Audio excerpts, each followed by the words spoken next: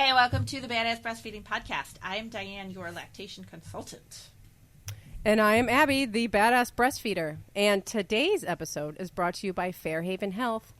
Why waste your liquid gold in a breast pad? Wear the BPA-free Milky's Milk Saver and effortlessly collect every last drop of milk while you breastfeed.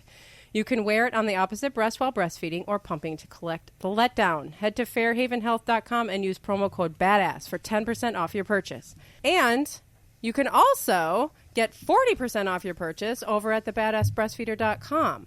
I have My Mom is a Badass Breastfeeder t-shirts, and Thank You for Nursing in Public empowerment cards, and I'm a Badass keychains. And for the holidays, there's a 40% off sale going on right now, and that is thebadassbreastfeeder.com. No code needed. All right. I have the review of the week. I want to hear it. Dun, dun, dun. Okay, this is from Helping to Grow Giants. And she says... Cool name. Yeah, isn't it? She says that this is the breast ever. Oh. So I love this. Super informative and so true to the nonsense other people spew. From your 2-year-old is too old to breastfeed to the you can't breastfeed in the YMCA pool because it's technically eating. Good thing people are so judgmental to give us all something to laugh about. And you are so right, because we talk all the time on this podcast about the judgmental, fear-mongering things that come out of people's mouths when you're a breastfeeder. And we are going to keep it real for you every time, we promise, because we can't stand it. So. Totally. It's so annoying. It is. And we have a whole entire podcast about basically just that. So that's how prevalent this stuff is. Yeah, we just like to complain about what other people talk about. Yeah, well, they talk about nonsense. Right, yeah. So, like, all the stuff out there that is being spewed at you, which is untrue, we will help put that into place. Yes. Yeah. And today we're going to help put other things into place, and that is about weaning. Yes. And you might ask, why would a breastfeeding show be talking about weaning? Why would that happen? Because they eventually wean. They do. Along with breastfeeding always comes weaning. You know, as much as we like to think, well, if I let him breastfeed forever, he's going to breastfeed till he's in college. No. Probably they will won't. wean, and weaning is just a part, when there's a beginning of something, there's an end. And, people wean, there's all different kinds of weaning. You've got, like you said earlier, you've got the baby that weans when you're, just kind of self-weans at whatever age. You've got moms that wean early because of for a certain situation. I've had moms that have had to wean early because of work, that have weaned because of a medication that they had to take and truly could not breastfeed. Just like all different kind of situations at all different times that women choose to wean. And it's not like, there's things you need to know about weaning. It's not just like, okay, here, we're done. Like, there's things you definitely need to know about weaning, and nobody talks about this stuff. Nobody talks about it. So we're going to talk about it.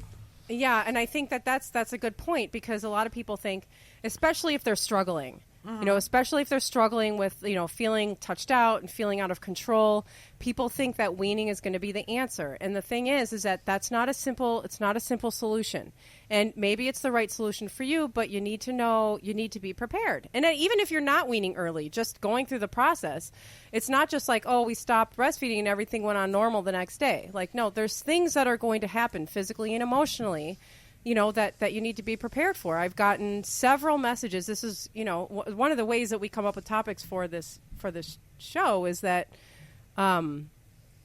just based on, conversations that we've been having. And the past couple of weeks, I've gotten several messages about weaning and people really not understanding what was going on with their body, physically and emotionally.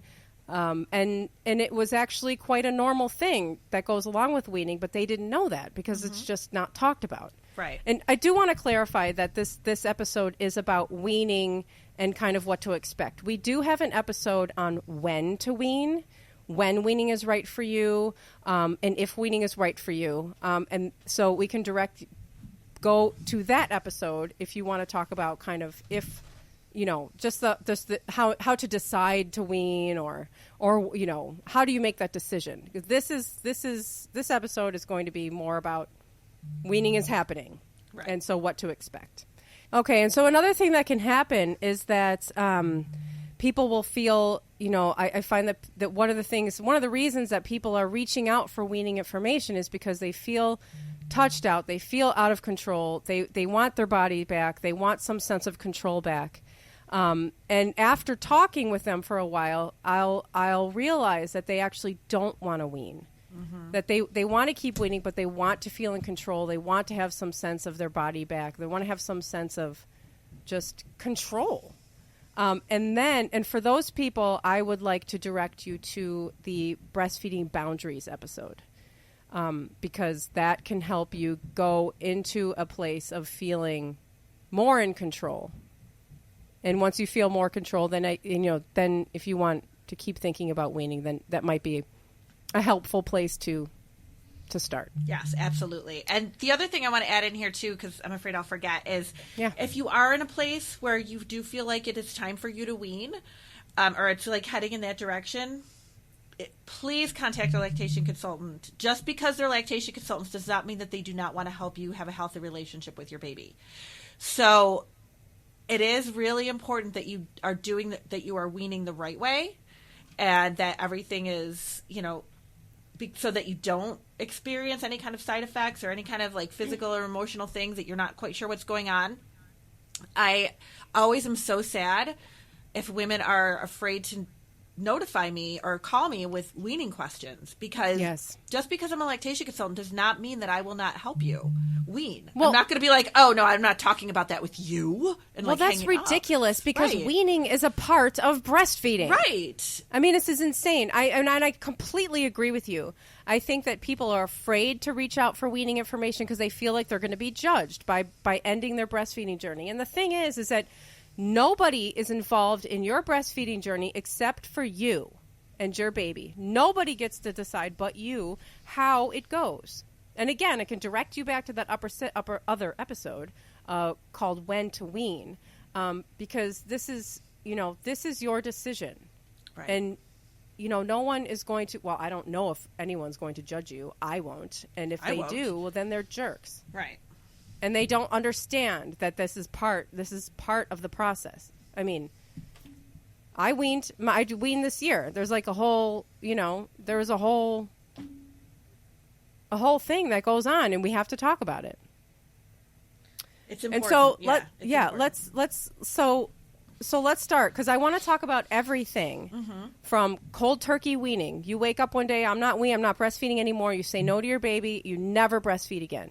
Yeah, I'm done, and I'm not breastfeeding anymore. And I know there's a lot of people who are in this place. And so if you're in that place, we just want to talk to you about what to expect. Yes. And there are things physically and emotionally to expect. So let's talk. Yeah. And honestly, I think everybody was at that place at one point or another. I remember being in that place. Right. I remember absolutely being in that place. And it happens. People do that. I was totally in that place too. And I didn't actually do it. But there are people who, who do it. And here's the thing. And so this is what you're going to expect. So what's going to happen is you still have a full milk supply. Right. And so your body is going to continue to make milk. And so what you're going to need to do is to manage that milk. And so what's the best way for somebody to manage a full milk supply if they're cold turkey weaning? You have to pump. If you do not want to latch that baby, you've got to get the milk out. Or you're risking clogged ducts and mastitis. Exactly. Right? Yep. And sometimes people say, "Oh, just bind your breasts." This isn't like the 1700s. We're not binding our breasts. I'm sorry. There's no medication that you can take. I've had people ask me that too, way back in the day, like probably when my mother was having kids or my grandmother. They could give you a medication that would dry up your milk, and then women started stroking out. So they do not do that anymore. There's not a magical pill you can take that's going to dry your milk up in 24 hours. And what about the cabbage leaves on your breast? I always hear that. I'm not a cabbage leaves kind of girl. I just... You don't believe that's going to work? maybe they're cold. Maybe that's what does it. I don't know that there's actually something in cabbage itself. I don't have any actual evidence on that, so I'm hard to press to be like, go buy some cabbage. Yeah, right. So, I mean, cold, yes. Ice, yes, because it helps with that swelling and that full feeling. But you have to, that milk has to come out. So, it has to come out or you are going to get infections. Right. Yeah, you've got to get it out. So and even if it's just like a little bit, you're just pumping enough to stay comfortable. Just pumping, don't completely empty because then that's going to cause you to make more. But if you're just pumping enough to stay comfortable and getting a little bit of it out, but you're going to have to do that for a few days probably. Yeah. You have to, your body's going to have to, it's going to take a little while for your body to get the message that it's not, that it doesn't need to produce milk anymore. Right. So you're pumping or hand expressing enough milk to make yourself comfortable and so that you don't get an infection, but not so much that it's going to keep filling up. And it's going to be, like Diane said, it's going to be a process, and it might be uncomfortable. Right, and you can't rush it. I mean, it's awful to say that, but you can't rush it. It definitely takes a little time for your body to get the message that it doesn't need to make this milk anymore. Right, and the other thing, and so moving on from the milk, is then to your hormones. Mm-hmm. And so there's going to be a major shift, especially cold turkey. There's going to be a major shift in your hormones if you abruptly stop breastfeeding.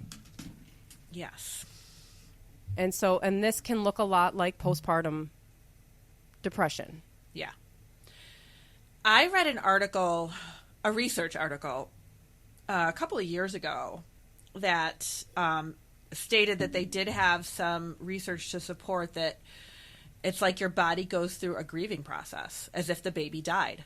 Yeah. And well, that's that makes horrible sense, to say, but like your body is no longer providing nourishment for your child anymore. Suddenly, right. When there's a sudden stop, your body thinks that something just happened to the baby. So it goes through a whole, it's a bereavement.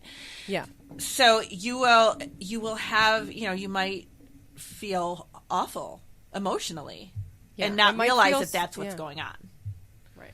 And you have to recognize that those are your hormones, mm-hmm. and they're going to be raging at a sudden, abrupt stop to breastfeeding. And there's also, what your baby is going to be, depending on, doesn't matter the age of the baby. An abrupt ending to breastfeeding for your baby is going to be very upsetting to the baby too. And this is where I think a lot of people get to this point and then they say, okay, well, forget it. I can't do that. I can't handle that. And you see cold turkey method because of that. I don't think I've talked to a whole lot of people that worry about that piece of it. I don't think that they think about it like that. Because they're like, oh, I just give the baby a bottle. Because nobody realizes, people don't really realize how much your baby depends on that connection with you when you breastfeed. I think you're right too with like a younger baby. Yeah. I think like a toddler, like maybe a baby that's like over 1, mm-hmm. they have more of an association with the breast, and so they're trying to get to the breast. Right. Yeah. They're more aware that it's the thing under the shirt. Yeah. You know what I mean? So they're like reaching for the shirt and you're like pulling it up saying no, and then they're crying, and then it turns into this big battle and they're so upset trying to get to your breast, and then that whole thing is where I think that's where I hear from a lot of, that's the point where I hear from a lot of moms is I'm trying to do this and that's where I think a lot of where then I come in with the boundaries. It's like It sounds like you just want a little bit of your body back, and then we can talk about how to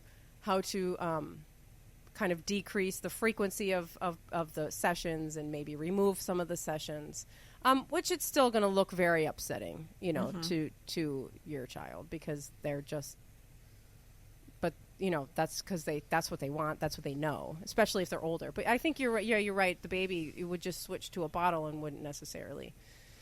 But it is traumatizing to them. It is, even if they are a younger baby, even if it's like 3 months, 6 months, that's all they've ever known is their breastfeeding. It's so funny. Yeah. My mom weaned me because the doctor, when I was 3 months old, the doctor told my mom that it was time to wean. Aww.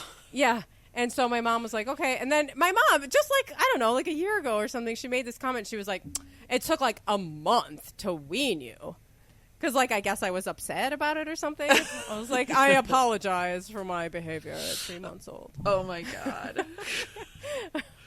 So, like, it's a thing, you know? It's like, it's going to be upsetting for everyone involved. Mm-hmm. But then beyond the cold turkey, so like I said, I think there's besides the where you absolutely have to wean cold turkey because, like you said, of certain maybe medical circumstances or something like that. I think people who want to do that and who get to the point of I think they're just at the point of I can't take it anymore, you know, and don't know how to reach a point of maintaining some sanity. And then, so I think that's where, like, when I talk about breastfeeding with boundaries, really what you're doing is beginning the process. I mean, weaning begins like a lot, or like when you start solids. I mean, you know, we think of weaning as like the last day that they breastfeed, but really weaning begins very early. Yeah. But I think when I talk about breastfeeding with boundaries or just creating those boundaries, that really is that next step towards weaning. You know, it's kind of like getting your baby to kind of understand limits, you know, understanding that right now you're saying no, or right now you're saying, okay, you know, stop. Yeah. You know, it's time to stop. You know, we'll breastfeed for 1 minute. Or you can go back to the episode of with boundaries, and it's all there, all the information you need about that. But that's the next kind of phase of weaning, and that's what I did with my kids. I mean, I when I had Jack, and I breastfed him on demand for 2.5 years, and that was just the only thing I knew. And then I got pregnant, and then I had another baby, and I was like, oh, I can't take it. And I stepped in with the boundaries, and then when I had Exley, and he got a little bit older, having done it before, it was really a lot easier for me I was much more comfortable just being like, no, you know, you just nursed like 2 seconds ago, just stop. Yeah. The boundaries were just a lot easier to put in place because I just had just been there before. And I think that boundaries is a really great alternative if you're kind of like, I can't take it, but I also, you know, don't necessarily know if I'm done. Right. Mm. And I think also, but like when I talk about it, what to expect, when we're talking about, you know, the topic here is what to expect. There's emotional and physical changes here to expect when that happens too. True. And because there is a change in the breastfeeding, which is going to change the amount of milk that your body is making, which is going to affect your hormones. Absolutely. And we will talk more about that after a word from our sponsor. Today's episode is brought to you by Fairhaven Health. With the Milky's milk tray, you can freeze your breast milk in 1 ounce sticks so you can thaw just the right amount of milk for each feed. Reusable and environmentally friendly, and can be used for baby food later. Head to fairhavenhealth.com and use promo code BADASS for 10% off your purchase. So the emotional piece with the hormones is really something people don't talk about. You know, people don't realize that you the possibility of you having some kind of feedback from that is just, it's there, especially if you are somebody who's already sensitive to something like that. Did you struggle at postpartum? Have you had bouts of depression? You know, like that, hormonally, if you're very sensitive, like it really might impact you. And if you're not prepared, you're not ready, you don't know. I've had a woman recently that was getting headaches. And some people do get headaches with hormonal switches and things like that. And she was weaning and getting headaches. And, like, they didn't even put it together. It was actually the nurse practitioner that called me about it. And they were like, the only thing that's different for her is that she's weaning. And I'm like, there you go. That's what it is. Absolutely. And I mean, yeah, and because it's hormonal, it affects so many things. You know, like the emotional piece and also your libido, sex drive. because Dianne admitted that she didn't know what the word libido meant at one point in her life. I do know. But it can affect your sex drive too. And then you're thinking, oh God, what's happening to me? There's all these crazy things happening with my body, and I just and it's it can be directly, all that stuff is directly affected with the breastfeeding changes. Yeah. But, I had a mom not too long ago who just had an awful, awful, awful breastfeeding experience and was like, I just cannot go on with this anymore. I just can't.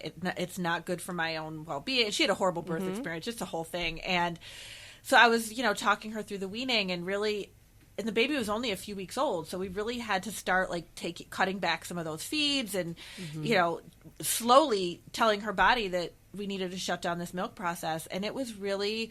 It's a process. You have to be really, really patient with yourself because there is no magic number. And people are like, well, how many days is this going to take? Or how long will it take till it's done? Or I've had people contact me and say, okay, I wanted to breastfeed till a year. I'm at 11 months. What do I need to do to be done by a year? Like, how do I make this done? And it's like, it's just a process. And there's really no rushing it. No. And the magical thing is that your body is just doing it because it's what it knows how to do. It's what it was designed to do. And so it's just going to do it, whether you like it or not. And in order to stop it, you got to work really, really hard. Right. When you hear, I'm sure you hear this too. I hear from people who are weaned 2 years ago and they still have milk leaking. Yeah, absolutely. Or they still feel like a little, I don't know. This probably happened for the rest of your life. I don't know, when you're out in public and you hear a baby crying and your boobs cramp up. Yeah. They're like, when is this going to stop? I'm like, maybe never. Right. It's like, there's no, this isn't like, oh my God, breastfeeding was the worst because now I'm going to feel it forever. It's having a baby. That's what does it. It's not like we can't blame all this stuff on breastfeeding. It's just the process of having a baby and what happens. Yeah. And so the other option with weaning is to just do nothing. And that is an absolute option. And it's an option that a lot of people opt for, is they breastfeed on demand until their child decides to stop. And that's what I wanted to do. And I just couldn't.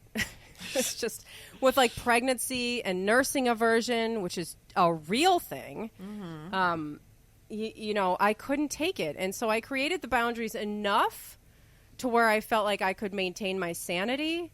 And then I just let it go for as long as they wanted. And Jack went until 6.5. They both went until this year. Jack went until he was 6.5 years old. It was the beginning of this year. Exley was 4, except Exley's done this magical thing lately where he's like, I want booby. And so I don't know, I can't find, Jack was very, it was kind of it was 6.5 years. So there were so many phases. And so it went through, breastfeeding on demand when he was a baby and then creating these boundaries, which was so, it was very rough, but we got to a good place, and then it was maybe 3 times a day, and then it went down to 2 times a day, and then it was just nursing to sleep for a year. Mm-hmm. That went on for an entire year, and then he just stopped doing that. And not even that long afterwards, we were in the bathroom, and I was naked, and he was like, do you remember when I used to put my mouth on your boob? And I'm like, yeah. I was not even that long ago. Right. But yeah, and he was kind of just remembering it, and but so he just very much there was an end time, and Exley seems to be kind of all over the place with this. But I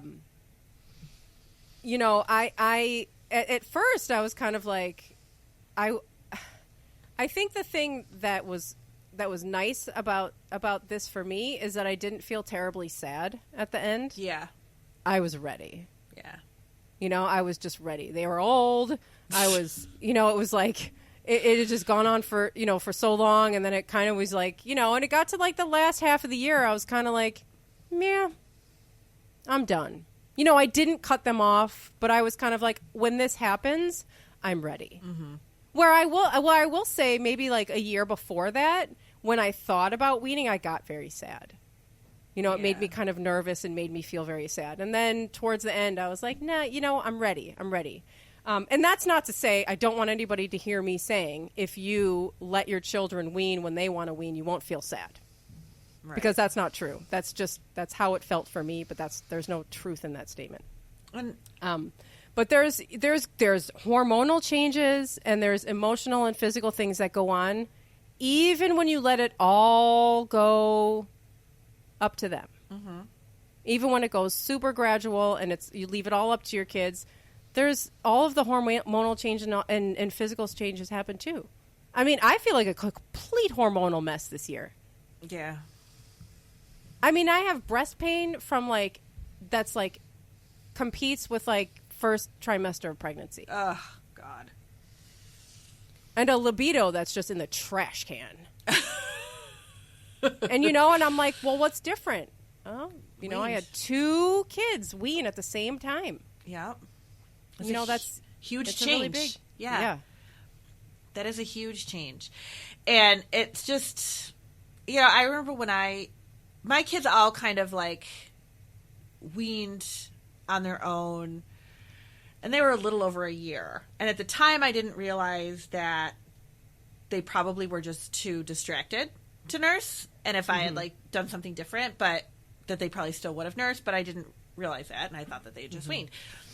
But I was very sad about it. Like how you were saying, you were ready. You felt like you were kind of ready at that point. But I was really sad. And even up to that point, though, they were only nursing once or twice a day. So, and that's another thing. When moms first have their baby and they think about breastfeeding long term, they're like, oh my God. It sounds so overwhelming. But your baby is not nursing like they do when they're a newborn. Right. When you're a year in or 2 years in or whatever. So I wasn't ready necessarily, for them to wean, even though we were only nursing once or twice a day. And I remember my mother being like, they're over a year, get over yourself. I was like, oh yeah, that's the reaction of so many people. All right, but I was really sad about it. I was, and it's okay to be sad about it too. And I'm always one that would more sensitive to hormonal things and more prone to that depressive type of feel too. So it was really hard for me. And that's a really good point, because that's one of the things I wanted to make sure to say, because I got a message on my Facebook wall of a woman who said that she had weaned and she was feeling very sad and she was wondering, when she was going to feel better, and it was this normal. And then there was a string of comments underneath it that were like, oh, don't be sad. The end just means it's a new beginning, and you're going to be getting involved, and you're going to have you're going to transition to a new thing, and it's going to be beautiful. And listen, all of that is true, but all feelings are okay, and they're valid, and they are normal, and it is okay, and it is totally normal to feel sad. I feel like we live in this culture that is so scared of feelings. And it is okay to feel sad. And when you feel sad, it's okay to just feel it. You don't have to rush around and figure out how to feel better. When you wean and you feel sad about it, just feel sad. It's okay to just feel the feeling. It's a totally normal. There's nothing wrong with you when you feel sad and upset about weaning. That doesn't mean there's something wrong with you. I mean, even if it could even be something you really wanted, and then that takes you by surprise. Maybe you really are ready to go. You want your body back. You are ready. And then you wean and you're like, oh my gosh, why do I feel like this? Yeah. Right. Yeah, I wanted this. Why do I feel sad? Yeah. Well, just because you wanted it doesn't mean that it's not going to make you sad when it's over. I mean, how many things are like that? You want to move to sunny California. Well, if I did that, which I would love to do, I'd still feel sad about leaving Chicago. It doesn't mean that it's something wrong with me or that I shouldn't leave. Absolutely.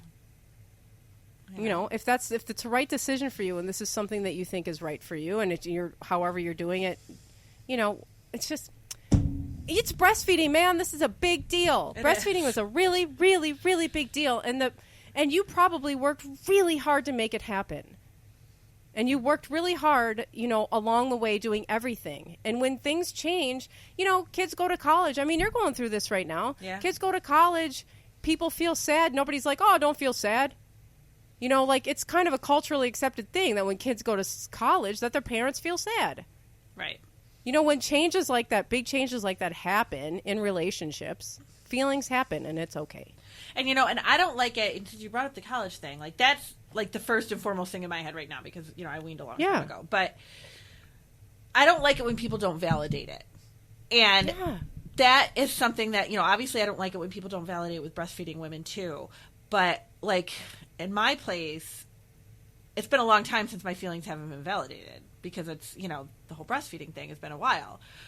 But, like, when my son went to school this year, and he's not that far, he's like 45 minutes away, but he is living on campus, and that was his thing. Like, he wanted to live on campus, and people would be like, I can't even tell you how many, like, several people at different times who don't even know each other have said things to me like, oh, you know, he's drinking it up. Oh, you know what he's doing. My God. Oh, you know, he's probably find himself a girl and is just living it up in the door. You know, like, and I'm like, do I really need to hear that?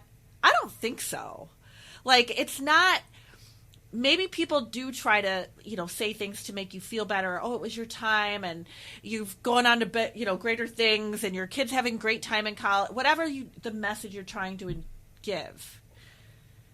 If you feel bad about it, like, that's fine. Like, that's a normal transition. I don't know why we have to say things like this to each other. I don't know. Like, why can't we just say, like, oh, that must be really hard for you? Right. Or like, oh, that must be, oh, you know, oh, that must be rough. Mm-hmm. You know, why can't we just say that? Or this must have been a really difficult decision. Or, you know, this must feel really discouraging right now where you are. So how can I help you with that? And if people can't say that to you, then I don't know. Or, you know, I decided to wean. You know, and your response is, you know, oh, you know, how's that going? How can I help? Right. Let me know if you need something. Yeah, right. Yeah. Let me know if you have questions. We don't need anything beyond that. Right. Absolutely. Well, okay. Now that we've gotten on that tangent. Yes. Well, that was a great, that was a good tangent. Yeah. No, I wanted to make sure to say that because I feel like that goes on with so many messages that I get.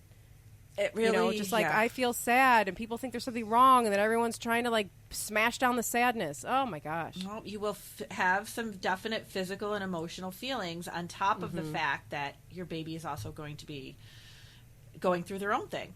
Yep, exactly. But it's part of the process and it's okay. But you definitely call a lactation consultant if you have questions. Right. If you're not sure if you're doing it the right way, if you're getting clogged ducts and you're just, you know, what is going on, absolutely make a call.